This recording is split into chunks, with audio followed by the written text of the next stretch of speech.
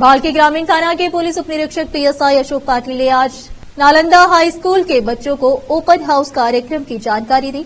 इस अवसर पर सैकड़ों बच्चों ने कार्यक्रम में भाग लिया। बच्चों को स्टेशन और स्टेशन में मिलने वाली सुविधाओं और सेवाओं के बारे में विस्तार से बताया गया। इस मौके पर पीएसआई अशोक पाटिल ने आपातकालीन स्थिति और आपातकालीन सेवाओं के बारे में जानकारी दी। इस अवसर पर PSI Ashok Patil, head constable Shivraj, police staff और स्कूल के शिक्षक उपस्थित थे। भालकी से सैमुल की रिपोर्ट।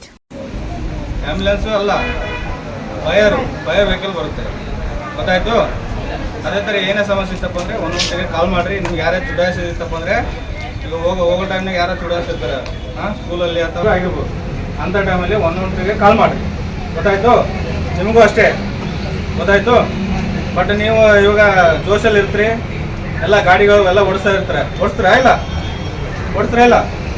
ಓಡಿಸ್ಬೇಕಾ ಓಡಿಸ್ಬಾರ್ದ ಓಡಿಸ್ಬಾರ್ದಾ ಯಾಕೆ ಓಡಿಸ್ಬಾರ್ದು ದೊಡ್ಡವ್ರಾಗದೆ ಇವಾಗ